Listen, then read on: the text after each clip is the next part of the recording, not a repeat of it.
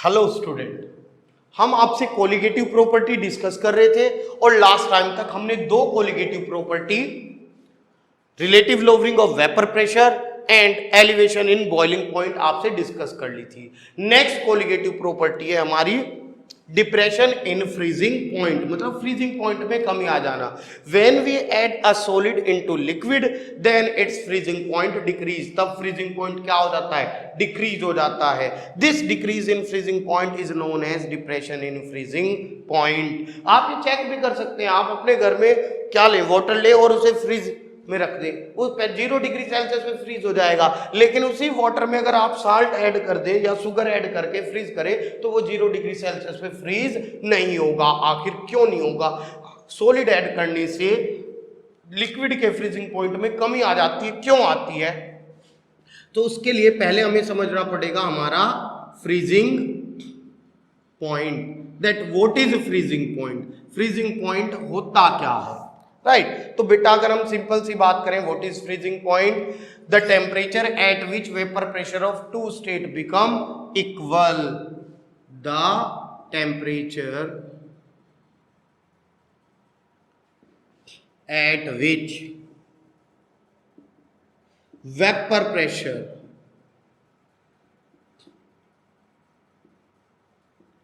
Of two states, दो state कौन सी है? Solid and liquid, become equal is known as freezing point. उसे ही हम फ्रीजिंग पॉइंट बोलते हैं बेटा। देखिए अब हमने दो डेफिनेशन पढ़ ली, एक elevation in boiling point, depression in freezing point, या बॉइलिंग पॉइंट और फ्रीजिंग पॉइंट। तो ये तो आप बहुत अच्छी तरह समझ गए होंगे कि जो स्टेट ऑफ मैटर है वो टेम्परेचर के साथ साथ बेटा प्रेशर पर भी बहुत ज्यादा डिपेंड करती है। आप इमेजिन करके देख लो कि चाहे कोई भी एक इवन गैस है जो हमारे घरों के सिलेंडर में होती है, आप देखो जब हाई प्रेशर होता है वही गैस लिक्विड की फॉर्म में होती है, प्रेशर कम होता है तो वही गैस क्या है? गैसियस फॉर्म में आ जाती है, एलपीजी, जिसे हम फिर सिलेंडर में किचन में कुकिंग पर्पस के लिए यूज करते हैं। तो एटमॉस्फेरिक प्रेशर का बहुत इफेक्ट पड़ता है, क्योंकि प्रेशर अगर प्रेशर हाई है तो पार्टिकल बेटा क्लोज आ जाएंगे और प्रेशर लो है तो पार्टिकल दूर दूर चले जाएंगे। सो फ्रीजिंग पॉइंट और बॉइलिंग पॉइंट वो बिल्कुल गलत डेफिनेशन, मतलब कंप्लीट डेफिनेशन नहीं है जो हमने अभी तक पढ़ी है कि जिस टेम्परेचर पे बॉइल हो गया वो बॉइलिंग पॉइंट और जिस पे वो सॉलिड हो गया वो फ्रीजिंग पॉइंट। क्यों? आप किसी भी लिक्विड को बिना गर्म किए बॉइल कर सकते हैं, आप एटमॉस्फेरिक प्रेशर डाउन कर दीजिए वो बॉइल होने लगेगा, right? So freezing point is the temperature at which vapour pressure of solid and liquid become equal. दो स्टेट का वेपर प्रेशर इक्वल हो जाता है। अब अभी हमने आपसे कहा कि जैसे जैसे इमेजिन करो वाटर के लिए जो उसकी सॉलिड स्टेट है उसका वेपर प्रेशर कोई भी एक पर्टिकुलर पॉइंट है, मैं ग्राफिकली रिप्रेजेंट करता हूं। इमेजिन कीजिए हमारे पास क्या है? वाटर है और हमने क्या लिया है? वेपर प्रेशर और इधर टेम्परेचर। नॉर्मली रूम टेम्परेचर पर लिक्विड का वेपर प्रेशर कोई भी एक वैल्यू है, मान लीजिए आप इसे कूल कर रहे हैं, ठंडा कर रहे हैं, वेपर प्रेशर डिक्रीज होगा। इस पॉइंट पर जाकर वेपर प्रेशर क्या है? ये लिक्विड है और ये सॉलिड है। इस पॉइंट पर दोनों का वेपर प्रेशर इक्वल हुआ तो ये T1 इसका क्या है? Freezing point. अब फिर दूसरा केस हमने क्या कहा था? When we add a solid into liquid, same amount liquid लिया और उसमें सॉलिड ऐड कर दिया तो वेपर प्रेशर क्या, आप मान लो ये पहले 250 था, क्या अब भी 250 रहेगा? अब 250 से कम हो जाएगा, मान लो 180 हो गया तो 180 पे ये वाला पॉइंट आएगा। अब फिर आप इसे कूल करें, जब आपने सॉलिड ऐड कर दिया, ये क्या है? सॉल्यूशन। तो अब वेपर प्रेशर इस पॉइंट पर जाकर क्या है? सॉलिड के इक्वल होगा, ये T2। तो देखो यहां पे जो T2 है इस बार क्या है? लेस देन है T1 के। Means when we add a solid into liquid the vapour pressure of liquid decrease due to which the freezing point of liquid decrease. This decrease in freezing point is known as depression in freezing point. हम जब किसी भी liquid में कोई solid add करेंगे तो solid add करने पर क्या होगा? जो वेपर प्रेशर है लिक्विड का वो डिक्रीज हो जाएगा, कम हो जाएगा, और वेपर प्रेशर डिक्रीज होने की वजह से फ्रीजिंग पॉइंट डिक्रीज हो जाएगा। This decrease in freezing point is known as depression in freezing point. और depression in freezing point del TF से डिनोट करते हैं, किसके इक्वल आएगा बेटा, T1 माइनस T2, जहां पे T1 क्या है, boiling point of pure liquid का बॉइलिंग पॉइंट है, और T2 क्या है, सॉरी बेटा, no it's the freezing point, sorry, freezing point of pure liquid and T2 freezing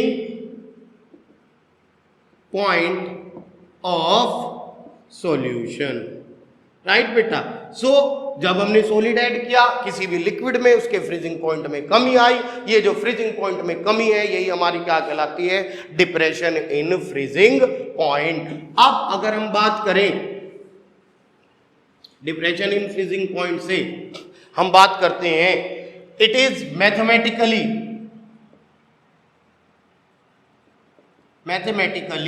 it is also found that depression in freezing point is also directly proportional to molality। ये भी क्या है, molality के directly proportional है। Del T F किसके equal आएगा, K F into M. K F क्या है, molal depression constant. KF is molar depression constant, right बेटा।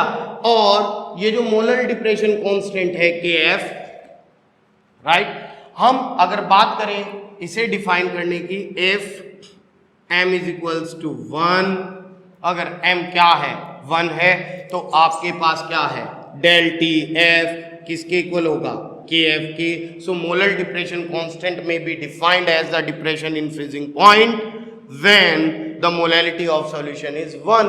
Similarly m की वैल्यू पुट करें, W2 gram of solid in W1 gram of liquid, then m will be equal to W2 by M2 over W1 into 1000।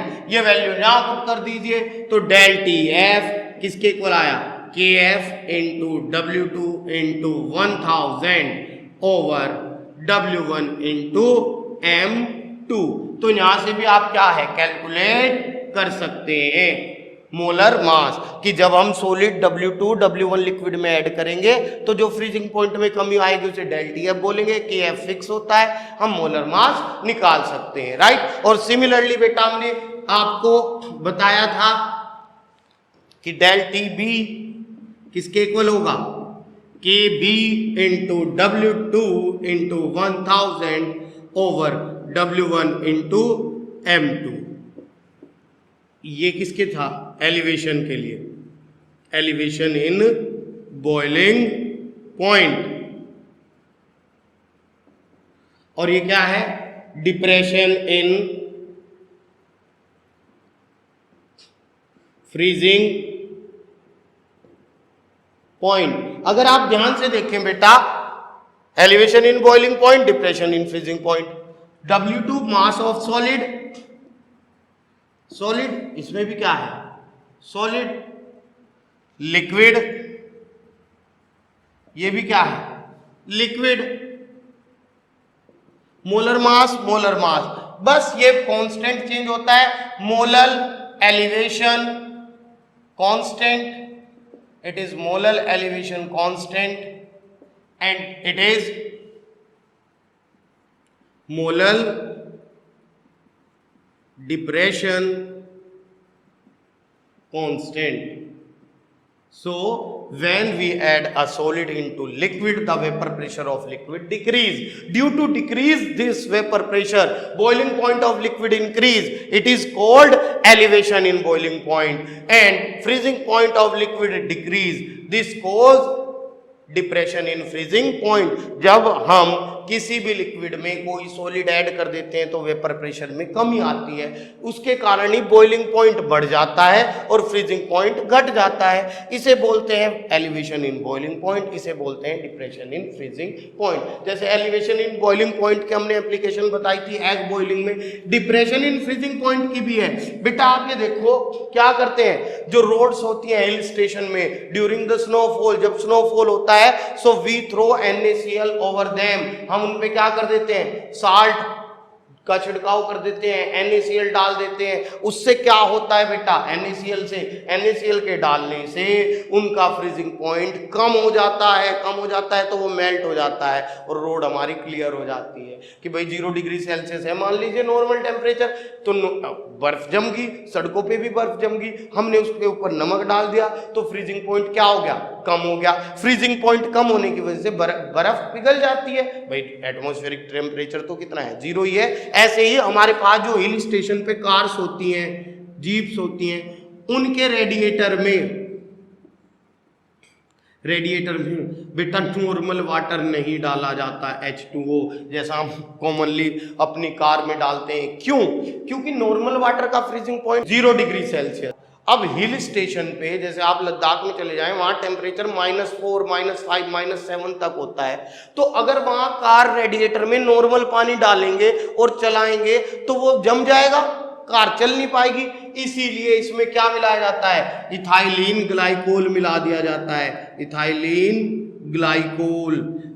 Glycol मिलाएंगे तो water का freezing point क्या होगा, कम हो जाएगा। अब आपकी मर्जी है कितना कम कर लो, क्योंकि कोलिगेटिव प्रॉपर्टी है, जितना ज्यादा मिलाएंगे उतना ज्यादा फ्रीजिंग पॉइंट डिक्रीज हो जाएगा। ठीक है, और आपके पास मान लीजिए, इमेजिन करो कि आपका ये क्वेश्चन बोर्ड एग्जाम में भी आया हुआ है कि आपकी कार की कैपेसिटी 5 kg वाटर की है, 5 kg H2O, मतलब W1 लिक्विड जो है हमारा कितना हो गया, 5000 ग्राम हो गया।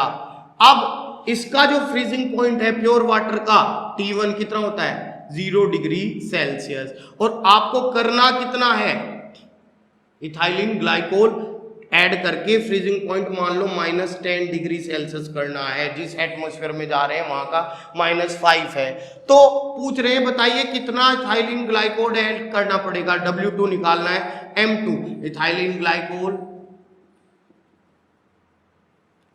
C2H6O2, तो मोलर मास निकाल लिए 24 + 6 + 32, ये हम एटॉमिक मास को ऐड करके निकाल लेंगे, ये हो जाएगा 62।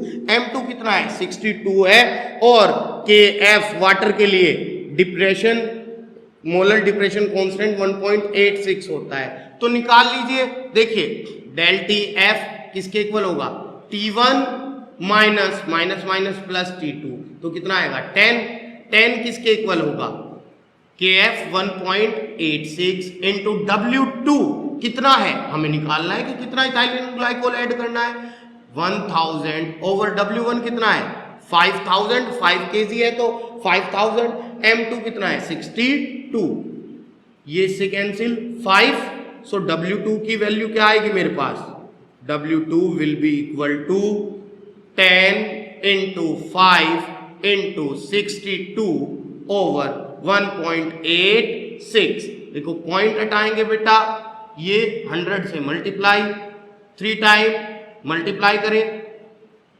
5000 डिवाइड बाय 3 डिवाइड करें, 5 1 जा 5, वो 3 1 जा 3, 3 6 जा 18,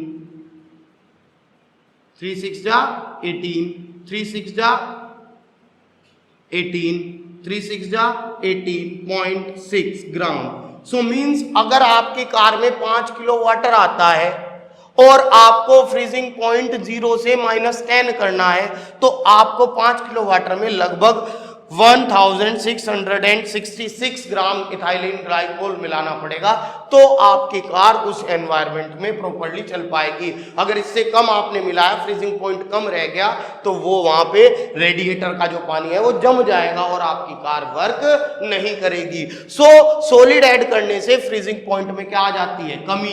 इस कमी को ही बोलते हैं depression in freezing point. Okay बेटा, ये थी हमारी प्रॉपर्टी, बिल्कुल सेम है, just like elevation in boiling point it is depression in freezing point, दोनों का फॉर्मूला सेम है। अब ये देखो, ये भी किस पे डिपेंड कर रही है, अमाउंट पे। अगर आप ज्यादा डाल देते, इससे ज्यादा डाल देते, ये फ्रीजिंग पॉइंट और कम हो जाता, -12 -15 हो जाता। तो मींस ये किस पे डिपेंड कर रही है, नेचर पे डिपेंड नहीं कर रही, किस पे डिपेंड कर रही है, अमाउंट पे। सो ये भी हमारी क्या है, कोलिगेटिव प्रॉपर्टी। तो बेटा हमने 3 कोलिगेटिव प्रॉपर्टीज आपसे डिस्कस कर ली। मिलते हैं नेक्स्ट वीडियो में, जहां हम आपके साथ डिस्कस करेंगे ऑस्मोटिक प्रेशर।